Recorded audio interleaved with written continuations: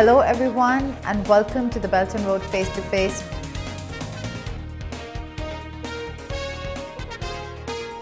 So we have to streamline regulation, make the people to do business in Pakistan much easier than ever before. To regulate, the best practices of doing business for the international world and globally. Pakistan, what we say, business environment is more investor friendly than ever before. Outdated law cannot really bring forth the the innovative thinking or the the new way of doing business. Computer can help or can say streamline, can save a lot of labor work.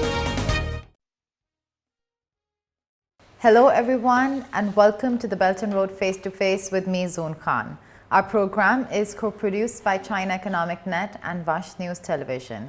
Today I am pleased to be joined in our studio by Professor Joe Rong, who is Senior Research Fellow at the Chongyang Institute for Financial Studies of Renmin University of China. And we also have from Pakistan with us Mr. Kamran Rasool, who is Quality Manager at Volkswagen Group China. Welcome both of you. Thank you. Thank you. Let's start the first part of our program, Hotspot. The Pakistani government is all set to comply with the World Trade Organization provisions to implement Pakistan's single window, also known as PSW, and has set a deadline of 2022 to put in place the whole system, which will be implemented at a cost of $67 million. This will not only improve the ease of doing business for Pakistan, but it may also enhance controls through integrated risk management. So first, let's come to you, Kamran, that what is the purpose of the PSW? I think in my opinion, it is basically to streamline the processes. Yes. And to regulate the best practices of doing business for the international world and globally. And this single window will serve as a like a one-stop shop for everybody from outside willing to do business with Pakistan and different entities and companies. It will also help to reduce the risk and also maybe some fallbacks of any potential corruption or any sort of any sort of mismanagement and so on, that can be overcome by having this single window. I think, Professor Joe, if I may, is it true that one of the advantages of having a PSW is that someone is answerable within a system and a structure? Because sometimes what happens is that different entities, different organizations are part of the process. And if there's a delay, one organization can blame another, but a PSW really is about accountability. That's really true. Yeah. First, I'd like to mention something about investment, especially foreign direct investment from outside. Recently we noticed because of the COVID-19 as well as lockdown and some restriction of the international travel, there's a lot of foreign investors do not like to invest new project, but only for the ongoing project. One of the reasons is because regulation, as we said, the customer clearing is too complicated, need a lot of one or after another procedures, you see. So this is one of the reasons. And another thing which we all know that is why China, it's very easy for China to do that. Recently we all know that is China has already invested about $40 billion for two hydropower projects. Plants, you see, in the Mangra, close to Mangra Dam, you see. One of the reasons is for China and Pakistan, for these two governments, are encouraging such kind of investment. So major investment from foreign countries right now still come from China. So the rest of that is Norwegian and Singapore and some others, but they are not a major investor of the world. So because of that vision, if we want to try to attract the foreign investors to Pakistan. Not only you say, oh, Pakistan, the business environment is very good and the security situation remains stable or something like that. You see, and Pakistan has done greatly on counter-terrorist military operation. That's not enough. The things we have to streamline regulation, make the people to do business in Pakistan much easier than ever before. So this is something why our Pakistani government is doing so. Not only Pakistan. But this was the initiative or the suggestion of the World Trade Organization. Does China also have China single window? That is to say, following WTO regulation, China is trying to do that. Before 2000, China did not know how to follow that. But later, we were complained, we were guided, and by WTO, we were complained by some other member countries to see a lot. China has already established a quite mature system, which we just revised every phases, every period. Then we change a lot. But unfortunately, our Pakistani friends have not done that enough. Mm-hmm. Yeah. So streamlined regulation is a must, not only necessary, it's a must. So this is very important. You know, that is, I do not know whether you read yesterday's news report from China. China's media office from the State Council did one thing. In the future, some of the small enterprises, especially who benefit to counter COVID-19, should not just to declare all their documents to the authority. They can, on the one hand, they can get some guarantee. On the other hand, they will just continue their declaration of the document. So make something about 4 days into 1 day. That is a one net to solve everything. I'm not sure that is PSW can solve everything, but the direction is correct. So Kamran, I think recently we also have the CPEC Authority, for example, which is something like a one window, one organization that is going to take accountability, responsibility for the progress on CPEC. And the PSW seems to be a similar solution. Can you explain a little bit how both will be different? I mean, is it that the CPEC Authority is specific to China-Pakistan Economic Corridor? I think it would be on my investment part. Related? In my part, would be in just an early speculation. Yeah. Because it's not yet very clear of course. How it is going to be. But what I wouldn't want to see is that one or the other overriding each other, because CPEC is, I'm not really sure if it is falling within the World Trade Organization portfolio or the mandate, because CPEC is a separate project. So anything going on within the CPEC is related to CPEC. It does not part of, should not be part of the framework of the WTO, because it's just between China and Pakistan. And China and Pakistan are the two countries that decide the terms and conditions of that. So it's independent of that PSW jurisdiction. Right now, you see, the service industry in Pakistan cannot link to the Chinese companies. There's a problem. So some of the even famous Chinese company is thinking about relocate their laborers or their capital to the other country, because the business environment is not as good as the other one. We all know one thing. One of the middle scale enterprises to do the business in Pakistan may spend more than $5 million only on procedures.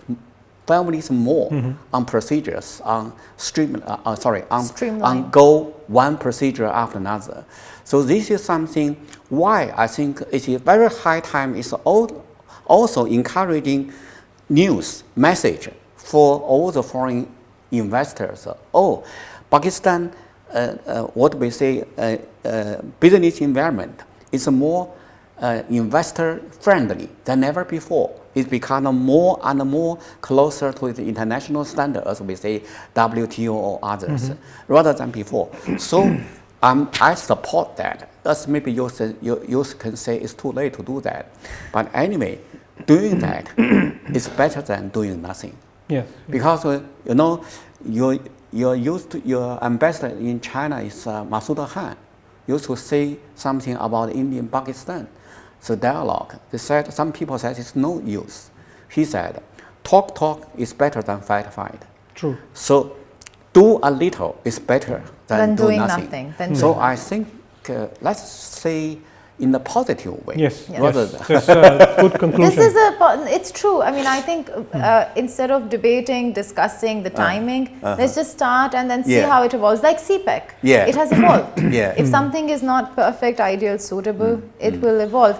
Karan, a question for you. I mean, we've talked about certain measures that are being taken to improve the export-import environment. But what other challenges do you think Pakistan is facing? Any other improvements you can think about, especially being someone observing from Beijing? As of right now, due to COVID-19, the whole supply chain and the logistics have been badly impacted. Not only for the imports in Pakistan, and I cannot comment for the imports in Pakistan more accurately than the exports, especially the ones that are coming from Pakistan to China. For example, one of my friend who is doing a surgical equipment business in China is importing goods from Pakistan to be delivered to his clients in China. But the issues that he is currently facing are within the China logistics system because of the COVID-19.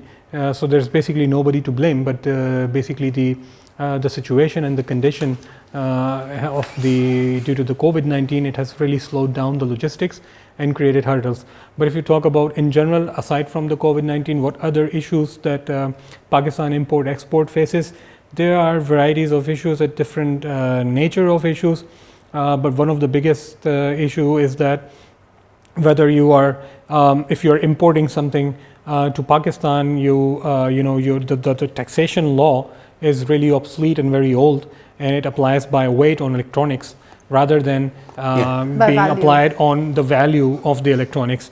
So there, I mean, this kind of misbalance or this kind of outdated law cannot really bring forth the the innovative thinking or the the new way of doing business in this let's say the single window situation where you have this entity to face all the world's questions and concerns and the questions from different external parties doing business with Pakistan. How many kilos of phones? Yeah, I mean, if you are getting like an old generation batch of the mobile phones from 2018 and 2019 to be recycled in Pakistan for whatever purpose, or for refurbishing to be resold in the Pakistani market, and somebody is exporting it and they're paying by the weight. This does not make any sense. It's bizarre. So yes, these are the times when we think about this Pakistan single window. Those issues and the laws have to be revisited rather sooner than later when we are at the phase of this closer to 2022 of delivering this Pakistan single window. Which, I mean, we should be in a position to have a conversation with our partners, at least. On similar terms, and to be able to understand each other and not giving somebody, I would say, like cultural shock. Or so in the future, the computer can help or can say streamline, can save a lot of labor work. Labor work is low efficiency, also very slow. A lot of people are not educated or cultivated enough. But since we use some e-commerce on the platform of every customer, tariff custom, things will become easier. Clear custom is easier, and the product, the commodity, you just import or export may not stay in the port, in the warehouse for long. Maybe at the beginning, maybe before that, a couple of days, 4 days or 5 days. Right now, maybe only 4 or 5 hours. So that will also just smooth the road of the bilateral trade. Yes, but that is not the rocket science. I mean, we can also learn that from Dubai and other neighboring countries that have done that very marvelously and excellently. But what's the bottleneck? Basically, the bottleneck is to deep dive into this question that you asked me, like what are the issues the Pakistani businesses are facing internally or externally from the foreign businesses wanting to do trade with Pakistan, just like Dr. Joe has said that, we need to think on bilateral trade values, like how can we empower those businessmen so they can save time, because time is relevant to the money, right? So if we are able to save time for those businessmen, that means we are saving them money, and we are getting more from the government side. They're getting more taxes, right? So this is how the governments also make money. But the business side, I've spoken to some of my friends who are actually doing business in China and also outside of China. They always talk about the fair treatment when it comes to doing business. For example, both sides need to be very open and clear about their objectives, and it should be on equal basis, like 50-50 partnership. As long as there is like an equal partnership, I think from both sides sharing the stakes in that can benefit from it, because the basis of the number 50-50 says it all. But when there are the balance is not there, it becomes a little bit difficult. So this is just I'm putting forward some concerns from the business side. So it's coming down to the numbers at the end, and the benefit each side gets. Yeah.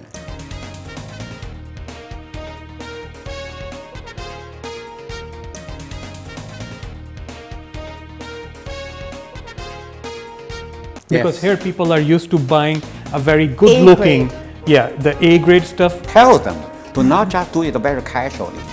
Sometimes training is very important. Training is very important. The biggest challenge that the mango exporters are facing right now is the cost of exporting mango to China is really unimaginably expensive. Pakistan need to brand mango. It's one of the top branding of the product. Branding is important. Custom is not really a big issue right now. The problem is how to bring it to China. You're watching the Belt and Road Face to Face. We're entering the second part of our program, Figure.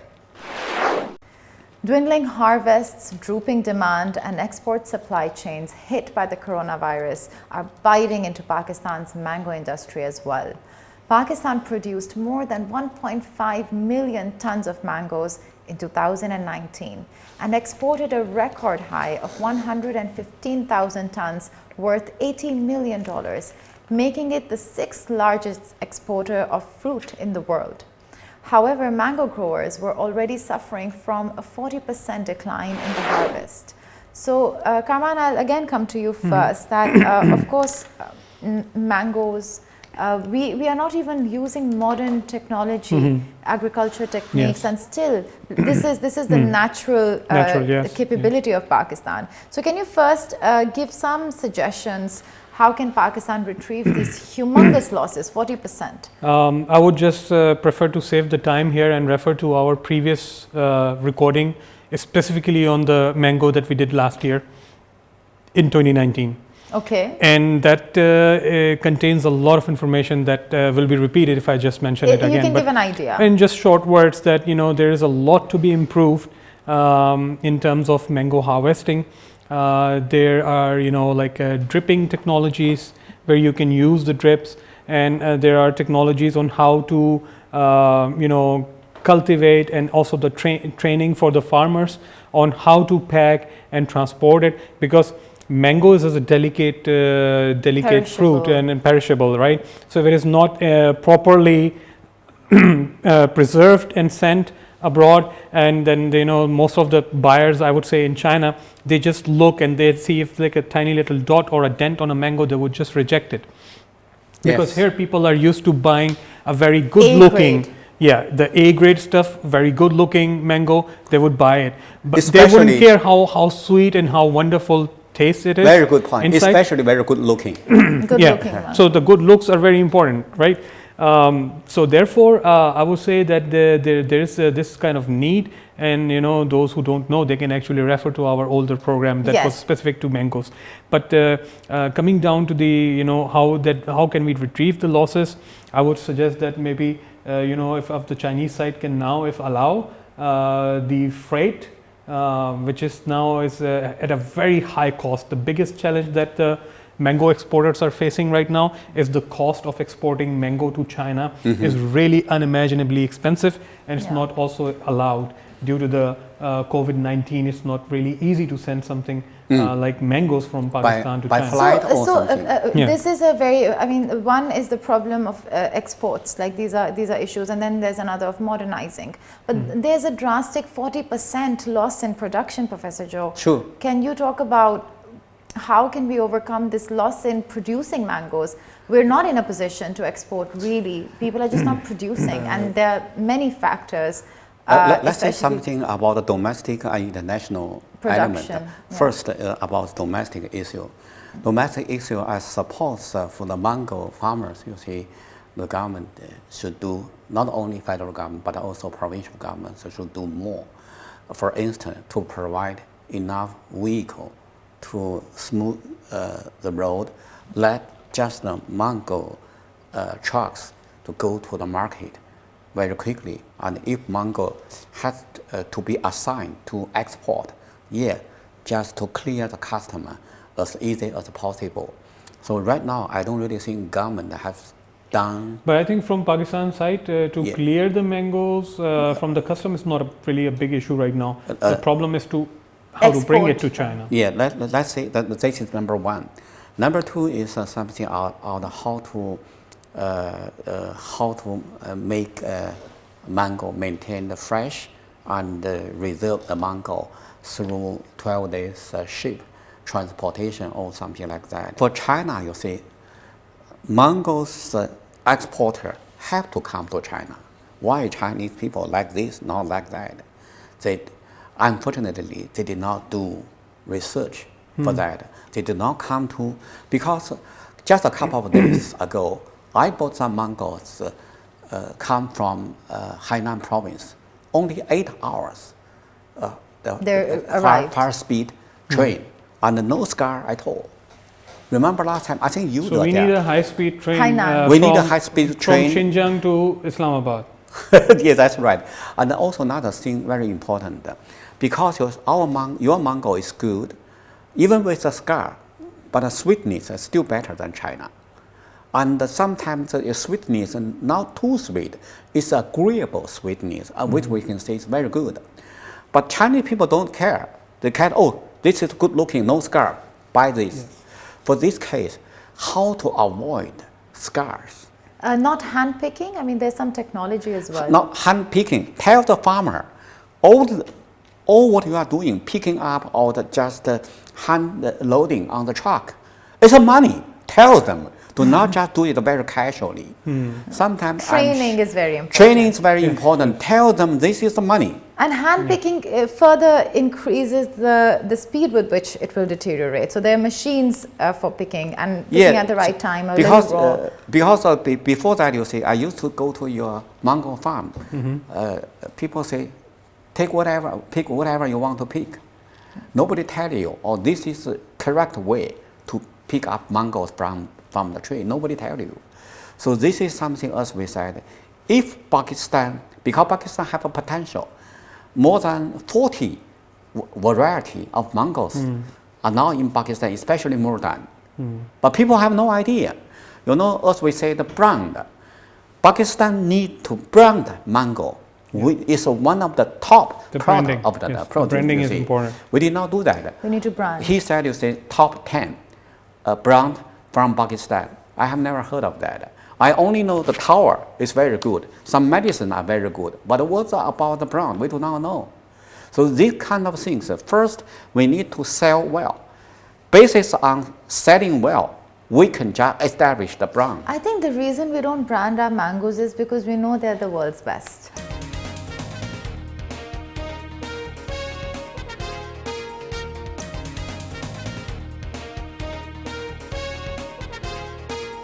Jiangxi province, Guizhou province, and Sichuan province, they like Laoganma so much. Even some people just enjoy that at the breakfast. But for me, I think you would say like, the chili garlic sauce. Yes, chili garlic sauce. I love the chili garlic sauce. Gamma is not the born mother. That is not your real mother. It's something like a dry mother. You are watching the Belt and Road Face to Face, and we're about to enter the third part of our program, culture. Recently, China's famous spicy sauce and one of my personal favorites, laogamma, has become popular again after the war between laogamma and Tencent. According to data from an e-commerce platform, the search volume of laogamma has increased by 400% and sales have doubled.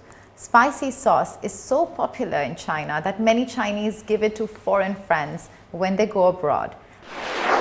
And again, as I said, it's one of my personal favorites. I give it to my Pakistani friends when I go back home. So I will ask Professor Joe first. Have you ever, if you haven't, I would be surprised, but have you ever tried laogamma? Actually, I really just, I heard laogamma by name, so I told our director that is, I'm very shy that is, I did not try the laogamma anytime, you see. But anyway, I was told that almost everybody, especially from Hunan province, Jiangxi province, Guizhou province, and Sichuan province, they like laogamma so much.